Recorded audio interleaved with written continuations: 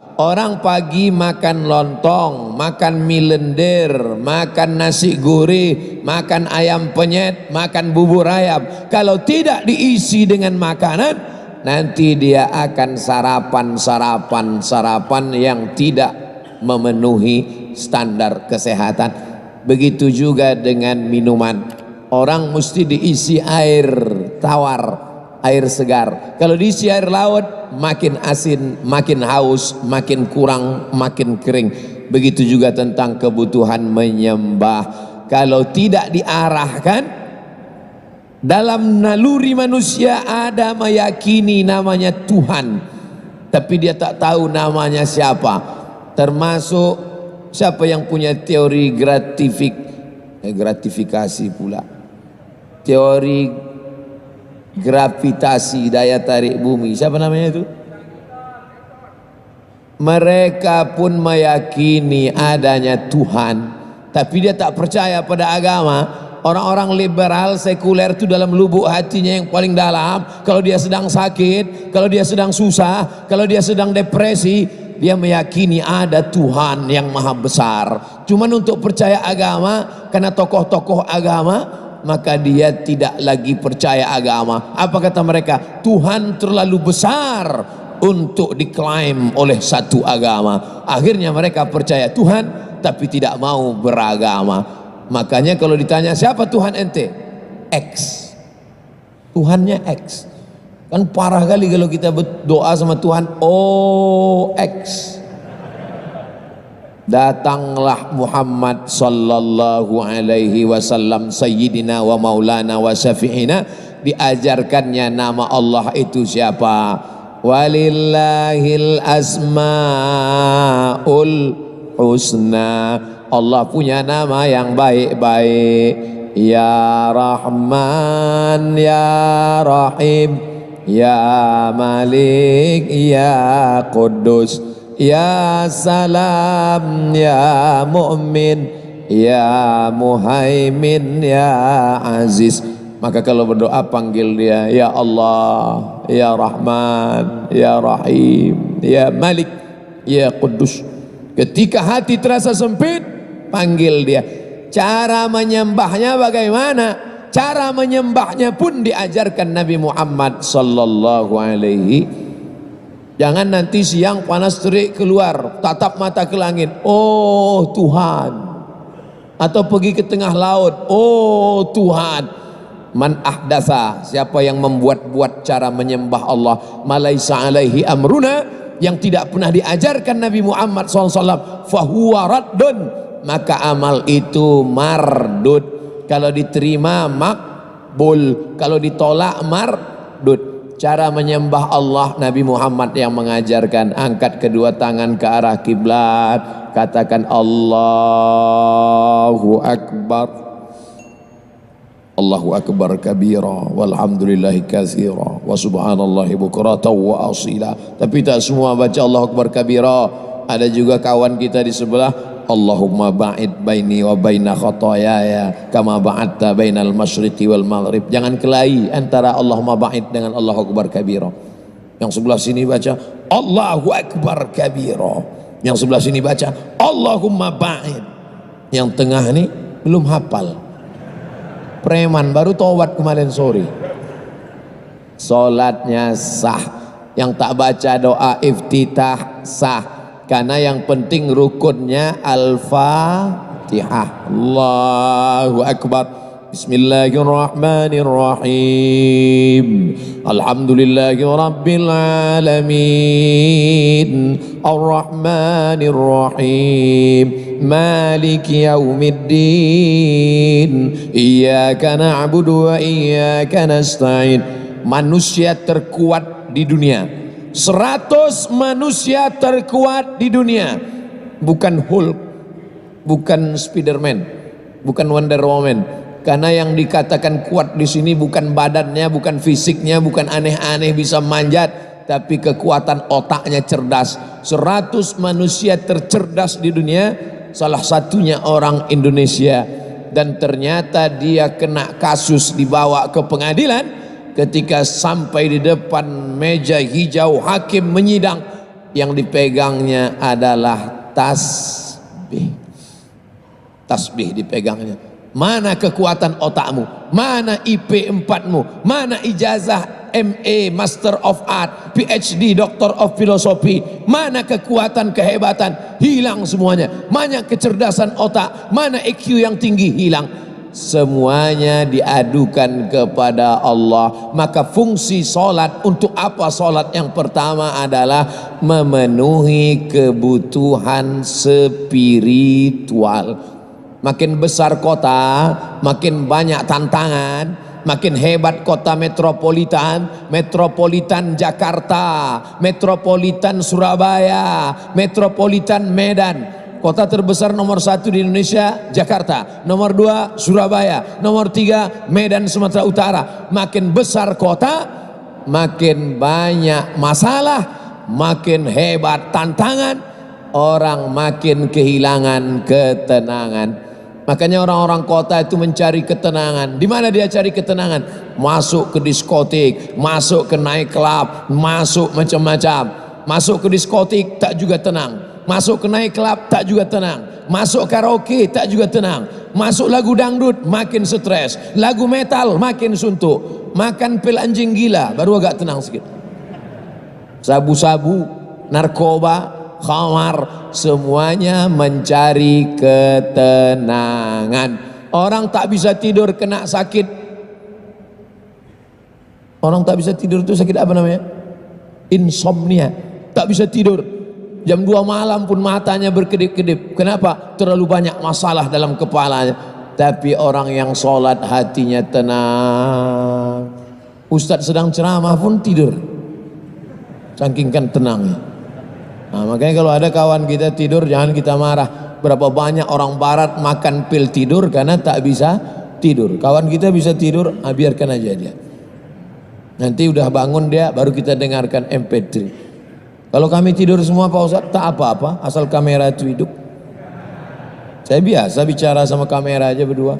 Jamaah sekalian dimanapun berada. Saudara yang dimuliakan Allah SWT. Jadi nanti kalau ada yang nanya, kenapa kau sholat? Aku sholat karena kebutuhan. Karena ada orang yang sholat karena keterpaksaan. Kenapa kau sholat? Sebetulnya aku malas sholat ini, tapi karena ketua PP sholat aku ikut juga lah. Segan lah, gimana lah, ketua udah sholat jadi terpaksa lah sholat. Lamanya lah pula sholat nih. Kau kenapa sholat? Aku sebetulnya malas sholat nih Pak Ustadz, tapi karena ketua KNPI udah sholat, ini nampaknya sekarang ini udah banyak yang jadi Taliban nih Ustadz. Ketua KNPI Taliban, ketua PP Taliban. La haula wa la quwata illa billah. Sholat adalah kebutuhan. Maka orang yang tidak sholat, dia pasti akan menyembah yang lain. Apa yang disembahnya? Nyi Blorong, Sundil Bolong, hantu setan, jembalang tanah. Itu kawan saya tak sholat, kemana-mana pede aja dia, tenang aja dia. Rupanya di dompet kecilnya ada kris. Nyembah siapa dia? Iyyaka na'budu wa dukun nasta'in. Berkawan sama dukun. Kata dukunnya, kalau ente mau tenang, supaya engkau merasa pede, supaya kau merasa kuat, ini ku kasih kau kris kecil, masukkan dompet. Ustaz kau tahu, tiba-tiba dia masuk rumah sakit telungkup, tak bisa telentang. Rupanya salah pasang, terduduk keris itu.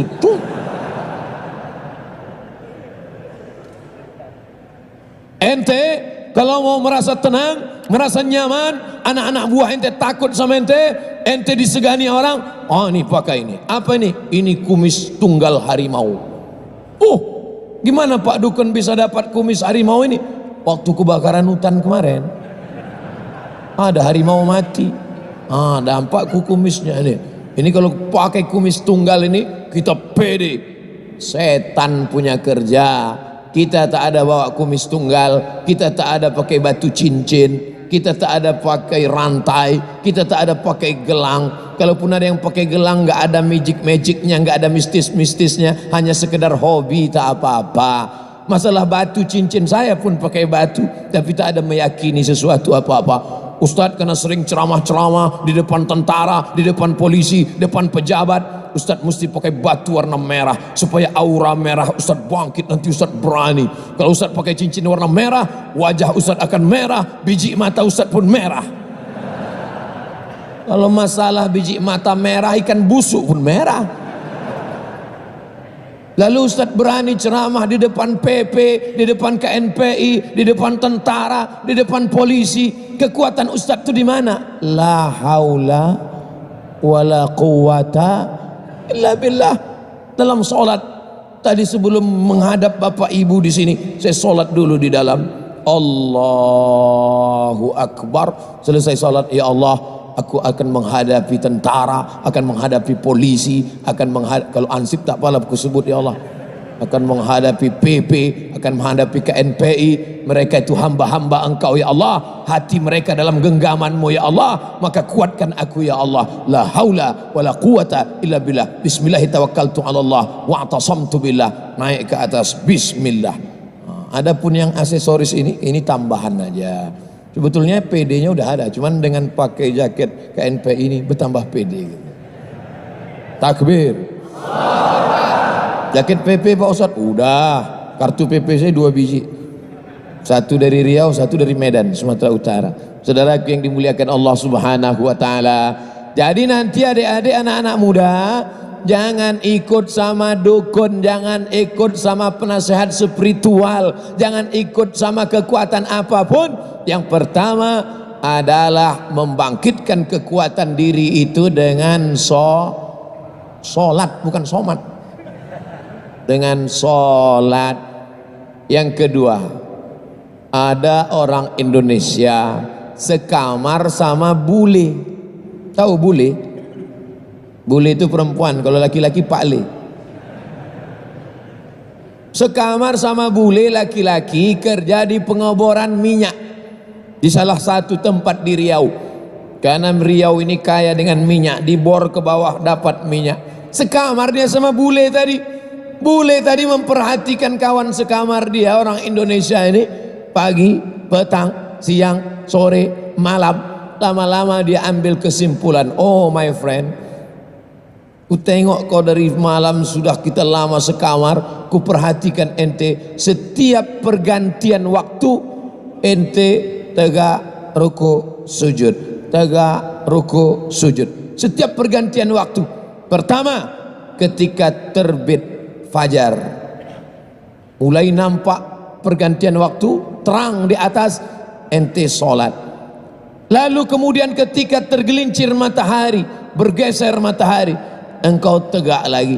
Lalu kemudian ketika tenggelam matahari, engkau tegak lagi. Lalu kemudian ketika nampak merah di barat, engkau tegak lagi. Lalu kemudian ketika malam sempurna, 5 kali ente saya perhatikan. Rupanya orang Islam sendiri pun tak memperhatikan waktu sholatnya, justru orang luar Islam yang memperhatikan. Rupanya kita ini setiap bergeser waktu dalam 24 jam kita menyembah Allah, mengagungkan Allah, mensyukuri nikmat Allah.